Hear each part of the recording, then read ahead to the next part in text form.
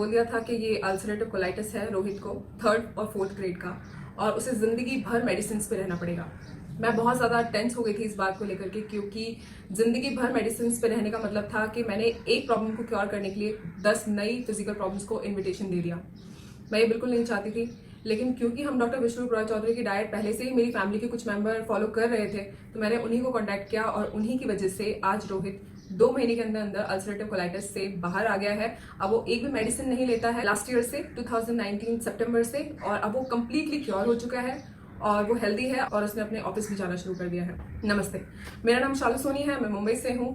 Thank you so much, आप लोगों ने पिछला वीडियो बहुत लाइक किया, बहुत सारा प्यार दिया, जिसमें मैंने मेरा और मेरी मॉम का फीवर क्योर किया था डॉक्टर विश्वरूप के डाइट से। और उसमें मैं कमेंट्स में पढ़ रही थी, काफी सारे लोगों ने मेंशन किया था कि उन लोगों ने भी अपना फीवर क्योर किया है डॉक्टर विश्वरूप के डाइट से, लेकिन उसमें काफी सारे लोग ऐसे थे जिन्होंने बिलीव नहीं किया।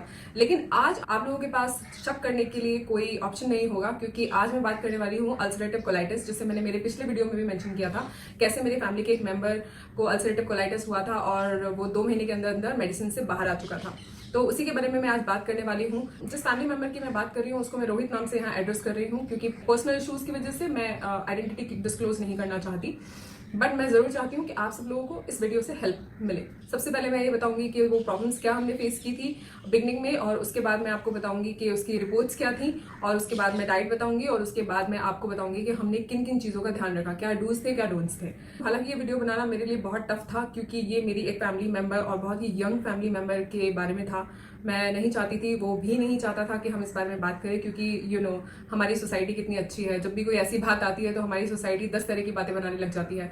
तो मैंने उन सब चीज़ों को अब ना सोचते हुए ये एक करेजियस स्टेप लिया है, ताकि मैं आप सब लोगों के सामने ये चीज़ बता सकूं। ये शुरू हुआ था उसे लास्ट ईयर 2019 में। तकरीबन वो 4 से 5 बार स्टूल पास करने के लिए जाता था, और ये प्रॉब्लम धीरे धीरे इतनी बढ़ती चली गई कि लास्ट 3 मंथ वो बेड रिडन हो गया। इतना ज़्यादा वीकनेस था उसको कि उसको ब्लड आता था स्टूल में, 45 kg वेट लॉस हो गया था, उसको वॉमिट आता था जब भी वो कुछ खाता था। मतलब जब बहुत ज़्यादा सीवियर होने लगा तो उसको वॉमिट सा होने लग गया था। उसको घर में जो भी खाना बनता था उसको वो खुशबू नहीं, उसको वो स्मेल लगने लगा था।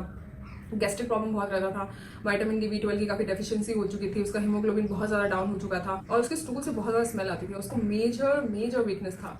तो ये हुआ लापरवाही की वजह से। अगर वो पहले ही हॉस्पिटल दिखा देता तो शायद हमें पहले पता चल जाता कि प्रॉब्लम क्या थी, लेकिन वो इतनी बढ़ गई, वो 3rd और 4th ग्रेड का अल्सरेटिव कोलाइटिस बन गया। खैर, उस वक्त वो जयपुर में था, उसे मैंने अपने पास बुलाया और मैंने उसे हॉस्पिटल में एडमिट किया 20 अप्रैल 2019 को। और जब मैंने एडमिट किया तो उसका CRP था 77, जबकि CRP की वैल्यू हमेशा 5 से कम होनी चाहिए। कुछ लेबोरेटरी उसे 10 से नीचे भी दिखाती हैं, बट मेजर जो मैंने टेस्ट कराया है उसमें 5 से नीचे ही वैल्यू उन लोगों ने मेंशन की है। तो 5 से नीचे आपका CRP होना चाहिए। उसका हीमोग्लोबिन उस वक्त था 9.9, उसके स्टूल में ब्लड आता था।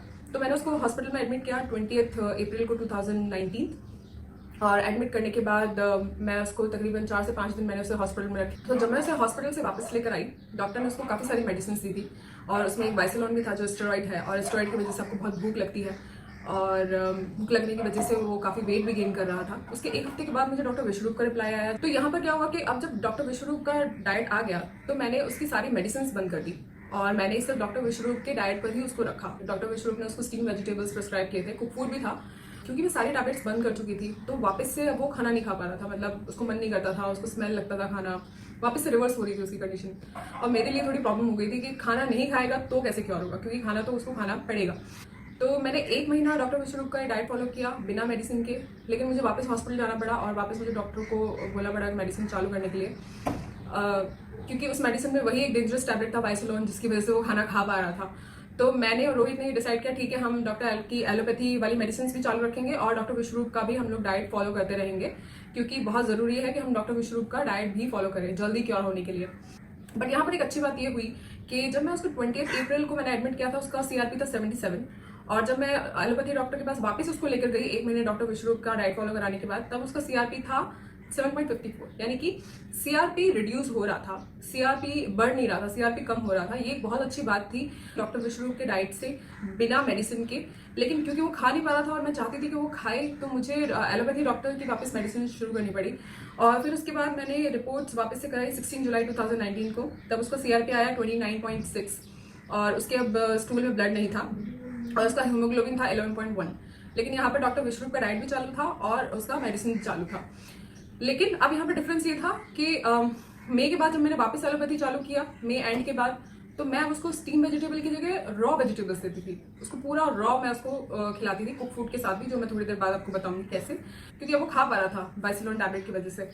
फिर मैंने 4 अगस्त को उसका चेकअप कराया, तो उसका CRP था 15.10 और उसका हीमोग्लोबिन था 12.4।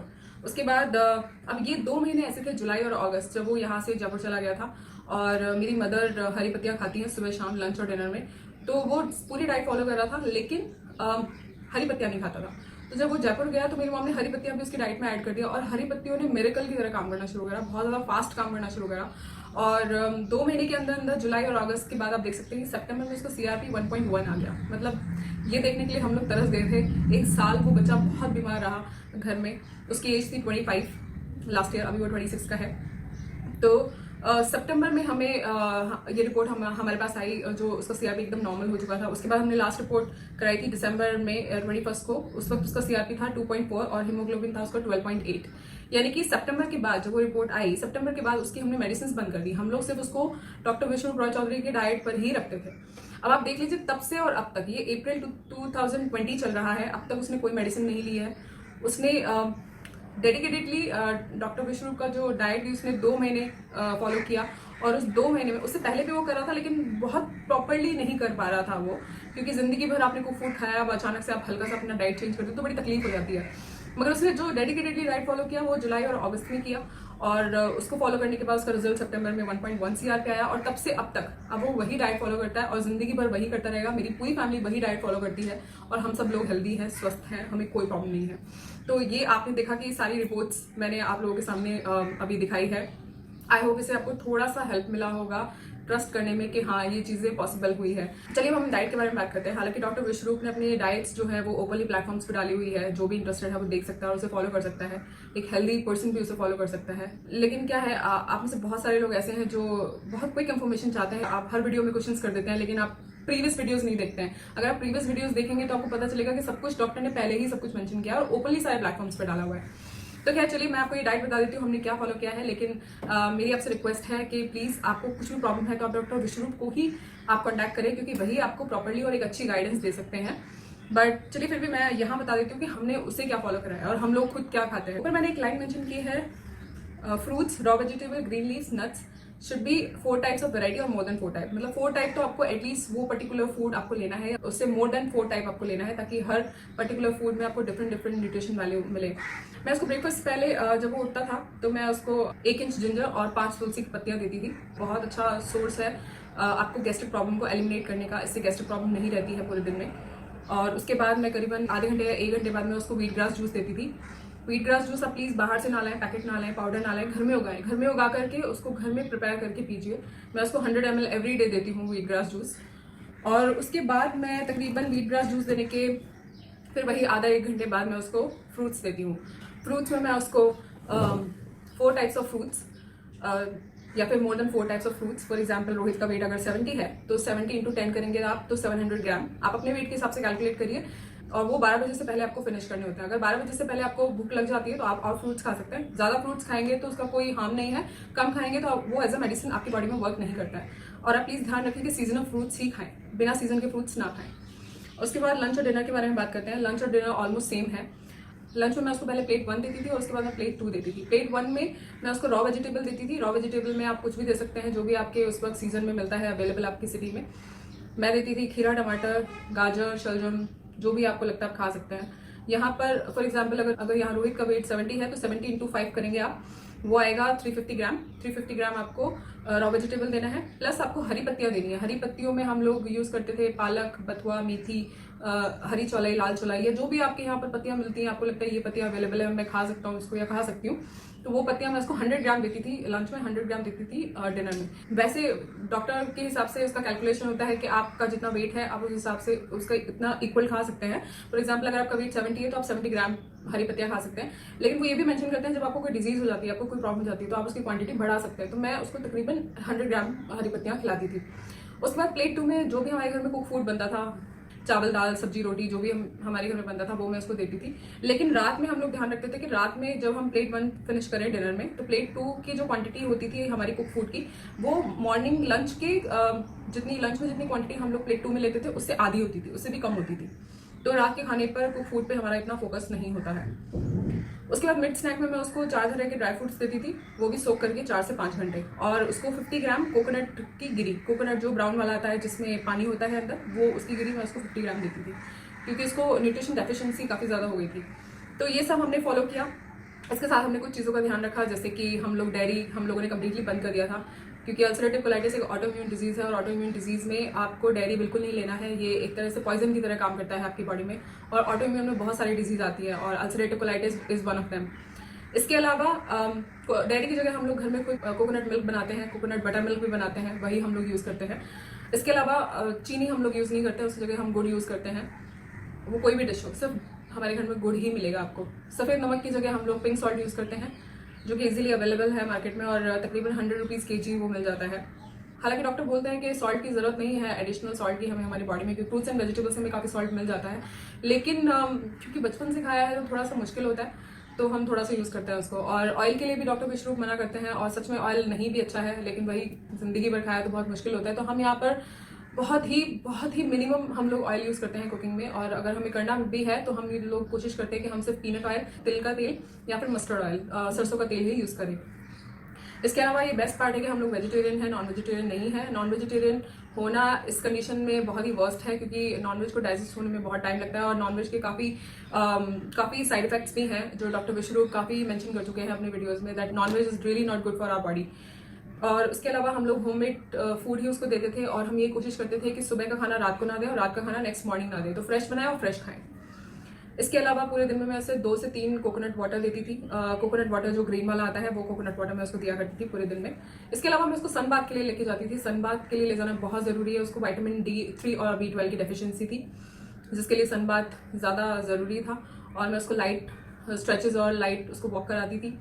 प्लस मैं उसको 14 से 16 घंटे की इंटरमीडिएंट फास्टिंग भी कराती थी। इंटरमीडिएंट फास्टिंग बहुत ज़रूरी है। क्यों, इसके बारे में आप डॉक्टर विश्वरूप की वीडियो देख सकते हैं।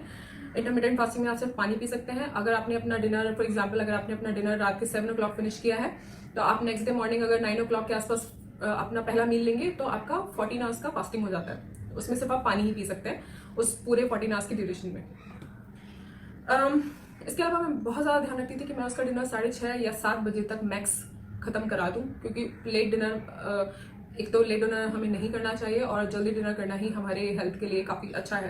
ये डाइट था और ये सारी रिपोर्ट थी जो मैंने आप सब लोगों को दिखाई है। यहाँ डिबेट ये नहीं है कि एलोपैथी डॉक्टर बुरे हैं या अच्छे हैं, या डॉक्टर विश्वरूप अच्छे हैं या बुरे हैं। यहाँ पर बात ये है कि एलोपैथी डॉक्टर आपको इमरजेंसी ड्रग्स दे करके, इमरजेंसी मेडिसिन दे करके आपको खड़ा कर सकता है, लेकिन उसके बहुत सारे साइड इफेक्ट हैं और वो टेम्परेरी है। लेकिन डॉक्टर विश्वरूप आपको अपनी डाइट से परमानेंटली खड़ा कर सकते हैं, और उसके कोई साइड इफेक्ट्स भी नहीं है। और उन्होंने हमें सिखाया है कि किस तरह से नेचर के दिए हुए खाने से हम लोग अपने आप को क्योर कर सकते हैं। तो आप चुनिए कि आपके लिए क्या सही है। दोनों ही डॉक्टर अपनी जगह ठीक है, दोनों की ही अपनी एक इम्पोर्टेंस है, लेकिन क्योंकि मुझे रोहित को परमानेंटली निकालना था मेडिसिन से बाहर, तो मेरे लिए बेस्ट ऑल्टरनेटिव डॉक्टर विश्वरूप थे, जिनको मैंने फॉलो करके किया। अब आप आई विश कि मैं उसे इंट्रोड्यूस कर सकती हूँ ऑनलाइन, लेकिन मैं पर्सनल रीजंस की वजह से नहीं कर सकती हूँ। लेकिन मैं खुद एक विटनेस हूँ, मैंने अपने हाथों से उसे क्योर किया है, तो मैं आपको सारी चीज़ें बता रही हूँ। मैंने रिपोर्ट्स भी यहाँ पर आपको दिखाया है, तो मुझे नहीं लगता कि यहाँ पर कुछ भी 1% भी आपको डाउट आना चाहिए इस चीज़ को लेकर के। दूसरा, डॉक्टर विश्वरूप, बहुत लोगों ने मेंशन किया डॉक्टर विश्वरूप बहुत एक्सपेंसिव है। ऐसा नहीं है। मैं आपको बताऊं, अगर अल्सरेटिव कोलाइटिस को ठीक करने के लिए मैंने रोहित के ऊपर 1.5 लाख का खर्चा किया है। जी हाँ, मैंने उसको हॉस्पिटल में एडमिट किया, उसका बिल तकरीबन 1 लाख रुपए का था। उसके बाद जितनी मेडिसिन थी वो तकरीबन 50,000 के आसपास मुझे पड़ी। 5-5 हज़ार के इंजेक्शन उसे लगते थे आयरन के, और काफ़ी सारी टैबलेट्स भी उसकी आती थी। प्लस उसमें से कुछ मेडिसिन का खर्चा मैंने हॉस्पिटल में किया था, तो वो टोटल मिलाकर 1.5 लाख का खर्चा हुआ था। अगर रोहित पहले से ही डाइट फॉलो करता, क्योंकि उसकी मदर ऑलरेडी शुरू कर चुकी थी, अगर वो तब से करता तो शायद वो इतना बीमार भी नहीं पड़ता। बट ठीक है, देर आए दुरुस्त आए, जब आँख खुली तभी सवेरा है। तो अभी वो परफेक्टली फाइन है, एकदम हेल्दी है। वो अपने ऑफिस जाता है और वो एकदम खुश है, और अभी उसने थोड़ा वेट भी गेन किया है और वो अच्छी कंडीशन में है इस वक्त। तो हाँ, मैं ये बोल रही थी कि डॉक्टर विश्वरूप एक्सपेंसिव कैसे नहीं है। देखिए, जब मैं डॉक्टर के पास जाती हूँ उनसे कंसल्ट करने के लिए, एलोपैथी डॉक्टर के पास, तो वो हर सिटिंग में मुझसे 1200 रुपीज़ चार्ज करते थे, प्लस मेडिसिन का अलग, प्लस ट्रांसपोर्टेशन का अलग। जो अपने घर से उठ करके हॉस्पिटल तक जाती थी, हॉस्पिटल जाने का खर्चा मेरा तकरीबन 250 रुपीज़ का हो जाता था, आने और जाने का। तो आप अगर टोटल कॉस्ट पूरी जोड़ें तो उसके कंपैरेटिवली डॉक्टर विश्वरूप रॉय चौधरी की फीस जो है वो पीनट है। और डॉक्टर विश्वरूप की पीनट वाली फीस आपको जिंदगी भर के लिए खड़ा कर रही है और कोई साइड इफेक्ट नहीं दे रही है। और वही एलोपैथी डॉक्टर की जो फीस है वो आपको टेम्परेरी खड़ा कर रही है और उसके साइड इफेक्ट्स भी बहुत ज़्यादा है। तो आप चूज़ करिए अपने दिमाग से कि क्या ठीक है आपके लिए। मैं सिर्फ यहाँ पर आपको बता सकती हूँ और मैं रिपोर्ट्स दिखा सकती हूँ। मुझे नहीं लगता इसके अलावा मैं और कुछ कर सकती हूँ आपको विश्वास दिलाने के लिए। एक छोटा सा स्टेप मैंने लिया है आप लोगों के लिए, आप लोगों को विश्वास दिलाने के लिए कि डॉक्टर विश्वरूप जो बोल रहे हैं वो सही बोल रहे हैं। इनफैक्ट कोरोना के ऊपर भी उनकी काफ़ी वीडियोज़ आए हैं और काफ़ी वीडियोज़ डिलीट हो गए हैं। तो खैर कुछ नहीं कर सकते उस चीज़ में, बट हम as a follower of doctor Biswaroop Roy Chowdhury हम सिर्फ इतना कर सकते हैं कि अगर आप लोगों की भी कोई डिजीज़ क्योर हुई है तो आप लोग भी इस तरह की टेस्टिमनी बनाकर भेज सकते हैं, या फिर आप उनके वीडियोस को अपने सोशल प्लेटफॉर्म्स पर फॉरवर्ड कर सकते हैं, लोगों को भेज सकते हैं, लोगों को हेल्प कर सकते हैं उनकी फिजिकल प्रॉब्लम से निकालने में। मुझे लगता है कि किसी को किसी की फिजिकल प्रॉब्लम से निकालना भी एक बहुत बड़ा काम होता है। तो अगर आप ऐसा कर सकें तो ज़रूर करिए, डॉक्टर विश्वरूप के लिए अवेयरनेस स्प्रेड करिए, क्योंकि वही एक ऐसे इंसान है जो ये बोल रहे हैं कि फूड एज अ मेडिसिन खाइए, ना कि मेडिसिन एज अ फूड। तो मेरे घर में तो बहुत सारी प्रॉब्लम्स क्योर हुई हैं, जैसे मैंने पिछले वीडियो में आपको मेंशन किया, मेरी मॉम को 19 ईयर से डायबिटीज़ था, टाइप 2, थायराइड और बीपी की वो टैबलेट्स लेती थी, और अर्ली स्टेज ऑस्टियोपोरोसिस था। अनदर फैमिली मेम्बर को 3rd-4th ग्रेड का अल्सरेटिव कोलाइटिस था। मुझे पीसीओडी का प्रॉब्लम था जो कि क्योरेबल नहीं है। कभी कोई डॉक्टर को मैंने कहते हुए नहीं सुना कि क्योरेबल है। मेरे घर में एक फैमिली मेम्बर को थायराइड भी था, फीमेल को, लेकिन अब हम में से कोई मेडिसिन नहीं लेता है अब, और हम सब लोग क्योर हो चुके हैं। हम लोग सिर्फ फूड को अब एज अ मेडिसिन खाते हैं, ना कि मेडिसिन को एज अ फूड खा रहे हैं। तो ये बदलाव आया जो कि बहुत मेजर बदलाव है हम लोगों की लाइफस्टाइल में। आई विश कि आप लोग भी इस बात को समझें और उन्हें फॉलो करें, ना कि ये डिबेट करने के लिए कि कौन सही है कौन गलत है। आप खुद अपना दिमाग लगा करके सोचिए कौन सही है